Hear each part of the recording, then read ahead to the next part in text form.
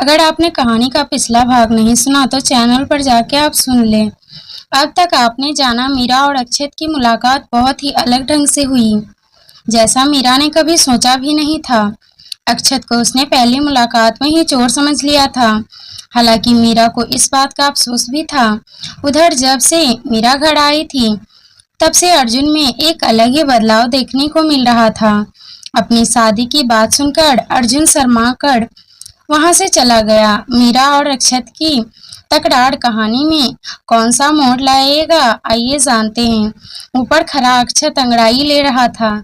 जैसे ही उसकी नजर मीरा पर पड़ी, उसने पाया मीरा उसे ही देख रही है। दोनों की नजरें मिली तो मीरा ने मन ही मन कहा, यहाँ रहना है तो इनसे दूरी बनाकर रखनी पड़ेगी। वहीं ऊपर खड़ा अक्षत मीरा को देखते हुए सोच रहा था, तुम इस घर में ज्यादा दिन की मेहमान नहीं हो, मिस जेम्स बॉन्ड। मीरा मुस्कुराई तो अक्षत उसे इग्नोर करके वहां से चला गया। सड्डू कहीं का, मीरा ने कहा और अपना दुपट्टा बदलते सीढ़ियों की तरफ बढ़ गई। दूसरा दुपट्टा लेकर मीरा नीचे आई। उसने देखा राधा अकेले ही किचन में थी और मीरा भी उनकी मदद करने किचन में चली आई। मीरा की रुचि देखते हुए राधा ने भी उसे काम करने दिया और मीरा से सबके लिए चाय बनाने को कहा। सच ही कहा था मीरा ने कि उसे सिर्फ चाय बनानी आती है। उसकी बनाई चाय की खुशबू सारा किचन महक उठा था। राधा को कुछ बनाते देखकर मीरा उसके पास आई और कहा, आप क्या बना रही हैं? उत्तपम खाया है कभी? राधा ने बनाते हुए कहा, नहीं खाया, पर इसकी खुशबू अच्छी है। इसे कैसे बनाया आपने? मीरा ने सुगंध लेते हुए कहा, इसे सूजी और चावल के घोल से बनाते हैं। पहले गैस पर पैन में थोड़ा सा तेल डालकर फैलाओ, फिर सूजी का घोल ऐसे धीरे धीरे फैलाना है बनाते हुए। उसके बाद इसके ऊपर बारीक कटी सब्जियां जैसे प्याज, शिमला मिर्च, टमाटर, पत्ता गोभी डालकर इस पर फैलाना है। इसके बाद नमक और मसाला स्वाद अनुसार डालकर इसे दूसरी ओर पलटना है। जब दोनों तरफ से अच्छे से सिक जाए तो पैन से निकाल लो। राधा ने कहा, ये तो बहुत इजी है आंटी, हमें भी सीखना है। मीरा ने कहा, पहले लोगों को तो पहचानना सीख लो। एक जानी पहचानी आवाज मीरा के कानों में पड़ी। उसने जैसे ही गर्दन घुमाई, किचन के दरवाजे पर अक्षत खड़ा था।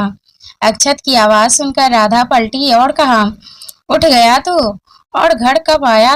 तुझे पता है ना आंसू, तेरे पापा को तेरा घर से देर से आना बिल्कुल पसंद नहीं है, पर तू नहीं सुनता। सॉरी माँ, अब से नहीं होगा ऐसा। अक्षत ने अंदर आकर राधा को साइड से गले लगाते हुए कहा, ये मीरा है, निधि की सहेली। राधा ने अक्षत से कहा, हाँ, कल रात मिल चुका हूँ, मैं इनसे काफी स्ट्रांग है। अक्षत ने कहा, मीरा को घूरते हुए कहा, अच्छा है, चलो सबके साथ बैठकर नाश्ता कर लो, और मीरा तुम चाय लेकर बाहर आ जाना। ठीक है, कहते हुए राधा ने नाश्ते की प्लेट उठाई और बाहर निकल गई।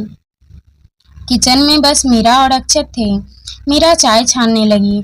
अक्षत कुछ ही दूरी पर खड़ा अपने कप में दूध डालकर उसमें कॉफी मिक्स कर रहा था। मीरा ने एक बार उसकी ओर देखा और फिर वापस अपने काम में लग गई। चाय छानकर वह कप ढूंढने लगी।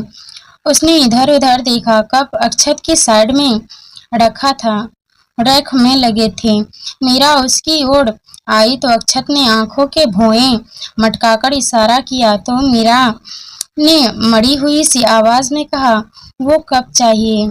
हम कहकर अक्षत थोड़ा सा साइड हो गया। मीरा ने कप उठाया और जैसे ही साइड हुई, अक्षत को देखकर उसके हाथ से कप छूट गया। लेकिन कप नीचे गिरते ही इससे पहले ही अक्षत ने उसे अपने दोनों हाथों में कैच कर लिया। मीरा की जान में जान आई तो उसने कहा, थैंक यू। अक्षत ने अगले ही पल दोनों कप नीचे गिरा दिए। मीरा डर गई, उसे समझ नहीं आया क्या करे। गिरते ही आवाज सुनकर राधा अंदर आई और कहा, क्या हुआ? कुछ गिरने की आवाज आई। माँ, वो इनसे हाथों से कप छूट गए और टूट भी गए, अक्षत ने मासूम बनते हुए कहा। जबकि सच में वह और था। मीरा क्या कहती, कुछ नहीं कहती भी तो कौन सा भरोसा करता। उसकी रोनी सूरत देखकर राधा ने बड़े प्यार से कहा, कोई बात नहीं, कप और आ जाएगा, तुम नाश्ता के लिए चलो, चाय मैं ले आती हूँ। सुना तुमने माँ ने क्या कहा?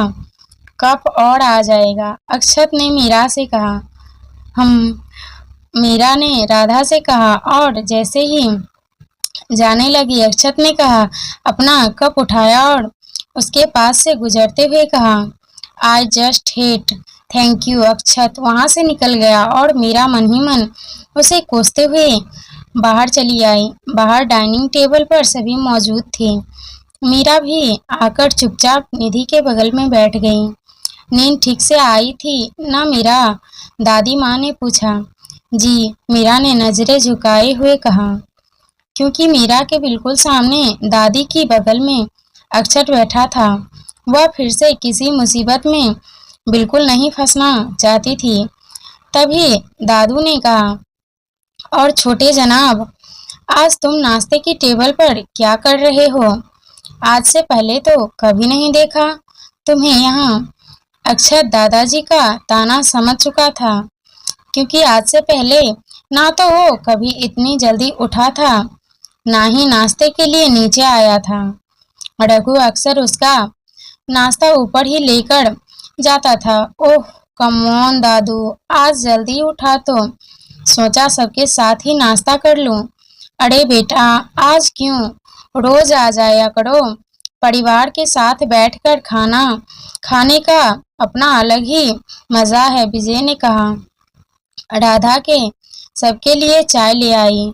उसने अक्षत को छोड़कर सबको चाय दी और सबकी प्लेट में नाश्ता परोसकर खुद भी चाय लेकर बैठ गई। दादू ने जैसे ही एक घूंट भरा कहा, वाह, आज की चाय बहुत ही स्वादिष्ट है। वह सच में पीते ही मन खुश हो गया। पापा, आज चाय मैंने नहीं बल्कि मीरा ने बनाई है। ये इसके हाथों का जादू है, राधा ने मुस्कुराते हुए कहा। जैसे ही सबने सुना चाय आज मीरा ने बनाई है, तो सब चाय पीते हुए मीरा की तारीफ करने लगे। अर्जुन ने तो फटाफट अपनी चाय खत्म भी कर दिया और कहा, माँ, मुझे एक कप और चाय चाहिए। राधा ने सुना तो हैरानी से अर्जुन की ओर देखा और फिर उसे एक कप चाय और दे दी। अक्षत बैठा बैठा अर्जुन को घूर रहा था। तभी दादी ने कहा, अक्षत, तुम भी चाय पीकर देखो, बहुत अच्छी बनी है। मैंने अभी नशा करना शुरू नहीं किया है, अक्षत ने कॉफी पीते हुए कहा। चाय में नशा होता है, किसने कहा? और मीरा ने तो वैसे भी अच्छी चाय बनाई है, अर्जुन ने कहा। हाँ तो आप लोग पियो, मुझे नहीं पसंद। कहते हुए अक्षत उत्पम खाने लगा। सभी चुपचाप नाश्ता करने लगे। मीरा और निधि नाश्ता करने के बाद उठकर कमरे में अपनी बुक्स और बैग्स ले आई। अर्जुन ने देखा तो कहा, निधि, मैं उधर ही जा रहा हूँ, चलो तुम दोनों को भी छोड़ देता हूँ। आपकी तबीयत ठीक है ना भैया? निधि ने अर्जुन के माथे को लगाकर कहा। हाँ, क्यों? अर्जुन ने कहा। आज से पहले तो आपने कभी नहीं कहा निधि कॉलेज छोड़ देता हूँ, फिर आज अचानक? निधि ने दाल में काला देखते हुए कहा। निधि की बात सुनकर अर्जुन झेप गया। अब बेचारा कैसे कहता कि वो कॉलेज मीरा की वजह से जाना चाहता था। उसने निधि से कहा, मुझे सच में उस साइड काम है, इसलिए तुम्हें जाना है तो जाओ। कहते हुए अर्जुन जाने लगा तो निधि ने रोकते हुए कहा, अरे अरे भैया, मैं तो मजाक कर रही थी, अब चलो, जल्दी देर हो जाएगी। बस 2 मिनट, मैं अपना बैग और फोन लेकर आता हूँ। कहते हुए अर्जुन चला गया। निधि बाहर आ चुकी थी। मीरा वहीं खड़ी अर्जुन के आने का इंतजार कर रही थी। अर्जुन वापस आया तो उसके हाथ में बैग, फोन और ढेर सारी फाइलें थी। ये हमें दे दीजिए, मीरा ने सहजता से कहा। तो अर्जुन ने फोन और बैग छोड़कर फाइल मीरा को थमा दी। दोनों साथ साथ चलने लगे तो अर्जुन ने कहा, चाय अच्छी बनी थी। थैंक यू, मीरा ने कहा। अब इससे आगे अर्जुन के पास बोलने को कुछ नहीं था। निधि बाहर आकर पहले ही गाड़ी में पिछली वाली सीट पर बैठ चुकी थी।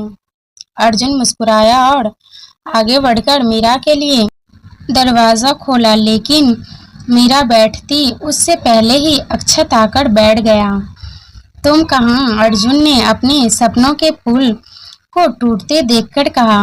वो आगे मुझे यूनिवर्सिटी छोड़ देना, अक्षत ने कहा।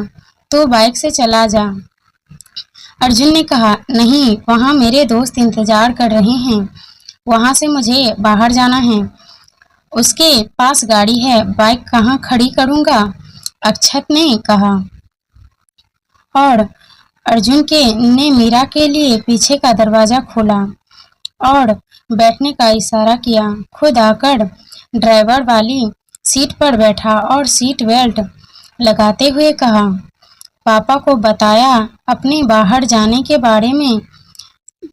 चिल ब्रो, पापा के आने से पहले घर आ जाऊंगा मैं। अब चलो, मुझे लेट होना बिल्कुल पसंद नहीं है, अक्षत ने कहा। अर्जुन ने गाड़ी स्टार्ट करके आगे बढ़ा दी। मीरा को आगे ना बैठा पाने का उसे मलाल था, इसीलिए उसने गाड़ी के अंदर का शीशा सेट कर लिया जिससे मीरा उसे नजर आ सके। मीरा का ध्यान खिड़की के बाहर था, वह बड़े गौर से सब देख रही थी। निधि अपने फोन में बिजी थी और अक्षत वो सर सीट से लगाकर कभी अर्जुन को देखता तो कभी सामने। मीरा ने खिड़की का शीशा हल्का सा खोल दिया। हालांकि ठंड थी पर मीरा को अच्छा लग रहा था। बाल उड़कर चेहरे पर आ रहे थे। मीरा ने सर ग्लास से लगा लिया और बड़े प्यार से बाहरी दुनिया को देख रही थी। अक्षत ने जैसे ही साइड मिरर में देखा तो कुछ पल के लिए नजरें ही जम गई। वो बालों की लटों का बार बार मीरा के चेहरे को चमका कितना खूबसूरत बना रहा था। अक्षत काफी देर तक देखता रहा और फिर गर्दन जमाकर घुमाकर अर्जुन की और देखने लगा। कुछ देर बाद गाड़ी कॉलेज के गेट के सामने आकर रुकी। निधि और मीरा अपनी अपनी बुक्स लेकर नीचे उतर गईं। अर्जुन गाड़ी लेकर वापस निकल गया और अक्षत को उसकी यूनिवर्सिटी के सामने छोड़कर खुद ऑफिस चला गया। मीरा और निधि जैसे ही कॉलेज आई, विनीत उसके पास आया। निधि मीरा और विनीत को अकेला छोड़कर चली गई। मीरा को खामोश देखकर विनीत ने कहा, निधि ने तो तुम्हारी माँ के बारे में बताया, जानकर बहुत दुख हुआ। हाँ, मीरा ने कहा।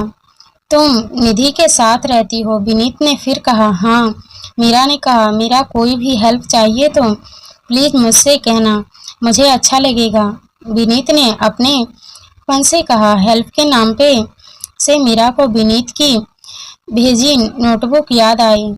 उसने नोटबुक निकाली और विनीत की ओर बढ़ाकर कहा, हमें इसकी जरूरत नहीं है विनीत, प्लीज हमारे लिए ये सब मत किया करो, अच्छा नहीं लगता।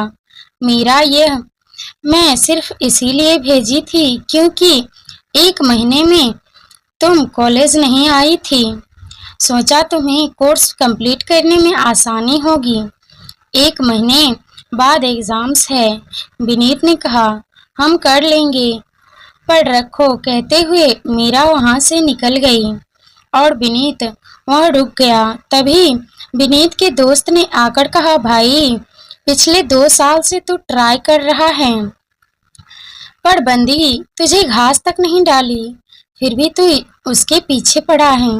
क्या करूं यार, उसके अलावा और जस्ती नहीं, विनीत ने कहा। पर मुझे नहीं लगता वो मानेगी, डिसेंट सी बंदी है यार, पढ़ने आई है, अब तो कोई है भी नहीं, उसका एक माँ भी थी तो वो भी जा चुकी है। दोस्त ने कहा, मैं हूं ना, मैं संभाल लूंगा उसे, बस एक बार मेरा प्रपोजल एक्सेप्ट कर ले, विनीत ने कहा। चल, बेस्ट ऑफ लक, मान जाए तो पार्टी देना मत भूलना, दोस्तों ने कहा और वहां से चला गया।